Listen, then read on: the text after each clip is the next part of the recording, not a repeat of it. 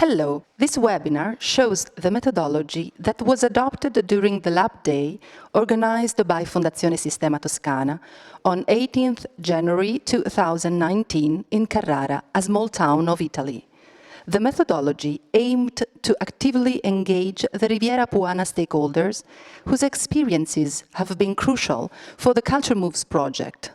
This webinar also tries to provide other people with helpful tools to replicate a similar experience. First of all, what is a LabDay?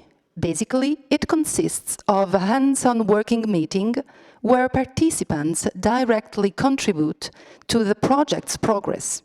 In the CultureMoves project, one of the objectives of Fondazione Sistema Toscana was to explore and identify possible connections and profitable collaborations between dance, in a wide meaning, digital tools, and creative reuse of contents to promote a less-known Tuscany tourism destination like Riviera Puana. Indeed, the LabDay, organized in Carrara, was specifically aimed at involving the territorial stakeholders of that area, engaging them in a creative process that would lead up to the realization of a final video installation combining dance, digital tools, and creative reuse of contents to convey the image of Riviera Puana's cultural heritage. Together with them, we explored best practices, success factors, synergies between cultural heritage, dance and artistic performances, tourism promotion, audio-video production, creative reuse of Europeana content. The identification of the correct target is extremely important in this kind of activity. Participants have to be key stakeholders of your project, and you must make sure that your audience is sufficiently varied to cover the multiplicity of your project's topic. It is important to have a clear rationale of your LabDay and understand well which objectives you want to achieve. For this reason, write down the list of topics you want to cover and connect the dots, identifying for each topic the typology of stakeholders you need to have. In our case, the topics were tourism promotion, audio-video production, cultural heritage, dance and artistic performances, creative reuse of Europeana contents, namely the pillars of CultureMoves project. For this reason, we invited to the Carrara LabDay public and policy-making bodies, cultural institutions, dance professionals, creative industries, archives, and tourism-related subjects. Moreover, participants must be sufficiently interested in participating in this kind of activity. In other words, you have to find the right trigger to motivate them to spend a day far from their businesses and to be concentrated on your agenda. It is good to start recruiting stakeholders using networks you already know. In our case, it was pretty easy to identify people and to match the interest of the participants, because we were working in a well-circumscribed geographical area. Thus, relevant key stakeholders were easily reachable, and people that we have involved were strongly motivated to participate because of their strong feeling of belonging to a territory that suffers from its peripheral position, but at the same time is proud of its cultural identity. Lastly, assure yourself to have about 15-20 participants in the room. It will allow you to have sufficient competencies represented in the same room and at the same time deal with a sustainable number of people. Our LabDay was structured in two parts. The first part was a sort of inspirational session with 3 inspirational speeches delivered by 3 speakers and related to the pillars of our project, namely cultural heritage, dance and tourism, creative reuse of Europeana content. The second part consisted of the core and longer activity, namely a co-creation and participative session conducted by Fondazione Sistema Toscana in collaboration with 2 facilitation experts.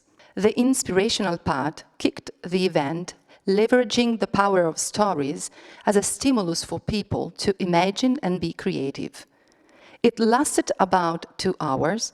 Every speech was 20 minutes long and followed by a final Q&A session of about 40 minutes, during which the audience could directly interact with the speakers. Carrara LabDay speech videos are available on CultureMoves social media channels.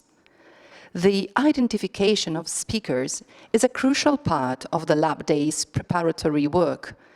Indeed, speakers have to blend different skills.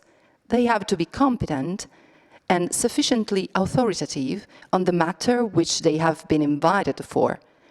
They have to describe a good practice and a relevant example that must be innovative and concrete at the same time.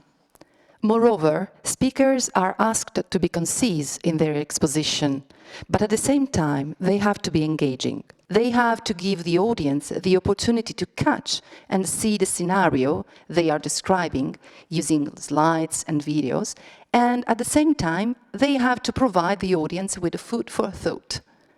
Since the LabDay adopts a peer-to-peer approach, where basically all participants have the potential to give constructive contributions, the inspirational speeches are a sort of ignition moment where the audience is asked to learn the lesson from others, but at the same time is invited to use the lessons learned to move forward and to imagine new scenarios. In our LabDay, we selected the speakers that were able to describe experiences and stories that happened in other regions of Italy or in other countries of Europe. The tourism promotion topic was covered by Paolo Chiappini, director of Fondazione Sistema Toscana. He described the activity and the strategy adopted by Fondazione Sistema Toscana in promoting the Tuscany destination. He explained how Fondazione makes digital channels available for tourism regional players that want to promote their activities.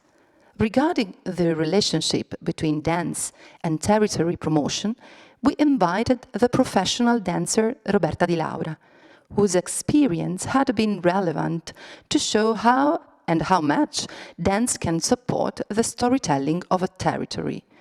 Roberta Di Laura described 2 of her projects.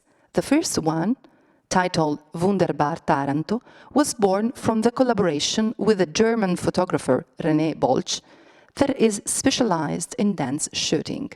Together with the photographer, the dancer visited less-known places of Taranto, where she had been photographed during her performances. The second example, titled Traveling Ballerina Project, was an experiment to perform variations of famous classical ballets in public spaces of several cities, such as Berlin, Cologne, and Dubai.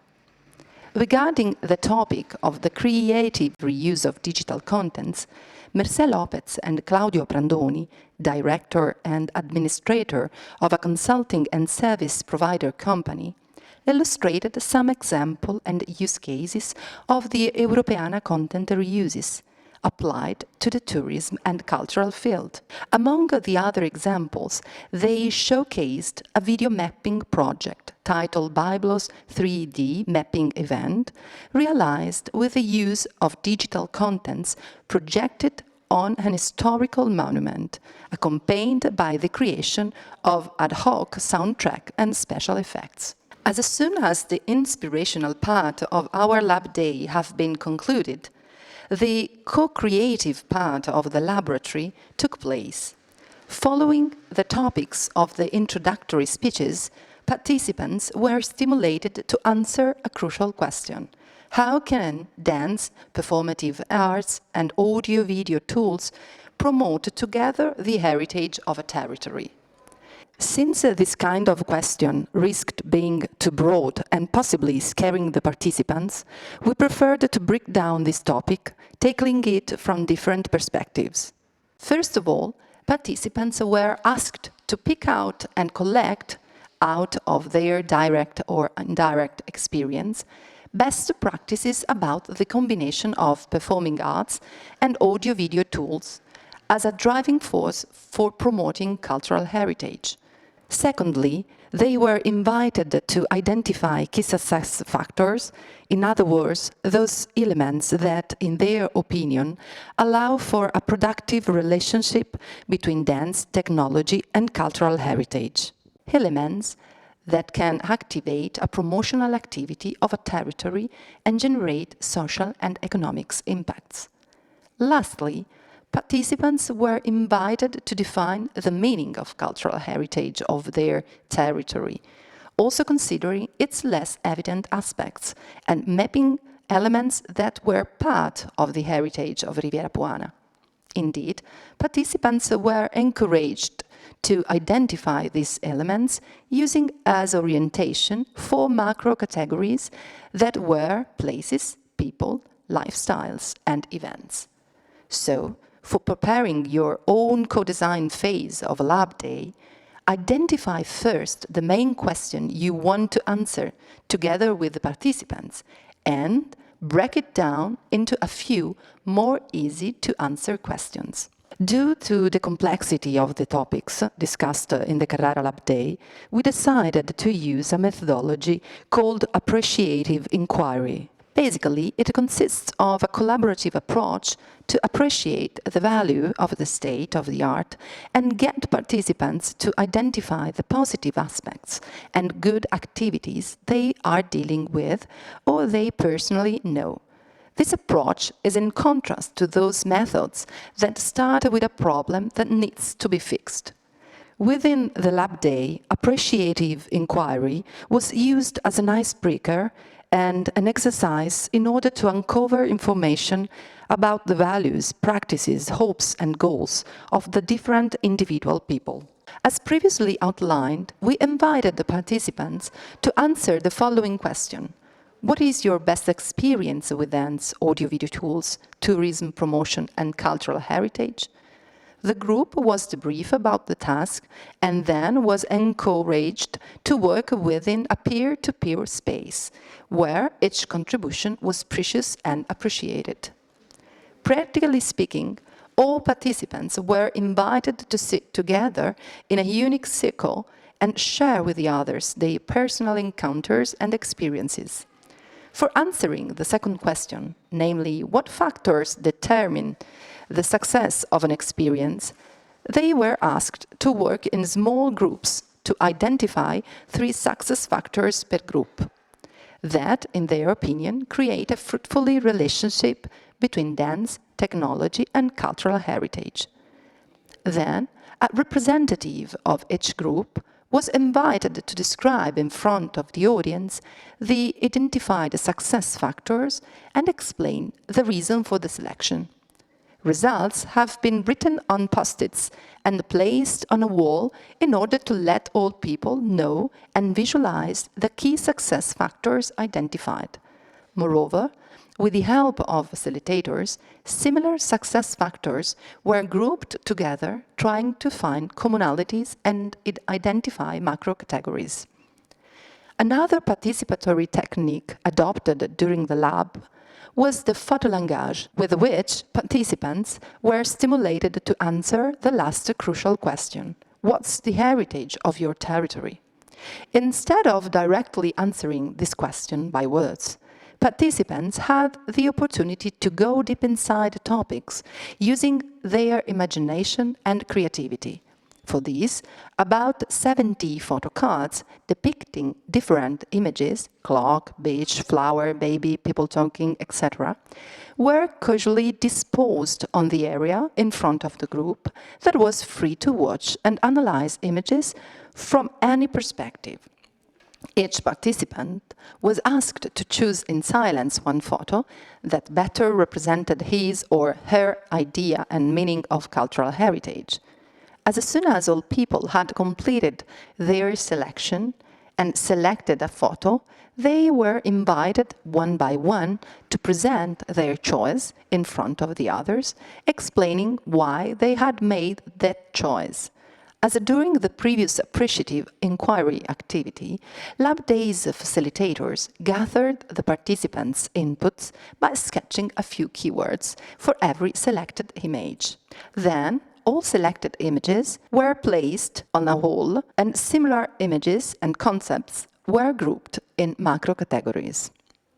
In general, this kind of technique is helpful in facilitating communication among participants, encouraging everyone to become aware of his/her own point of view regarding the topic proposed and respect each other's opinions. At the same time, the photolangage technique allows organizers to stimulate the creativity of participants, as well as to identify points of strength and track down possible points of weakness to strengthen.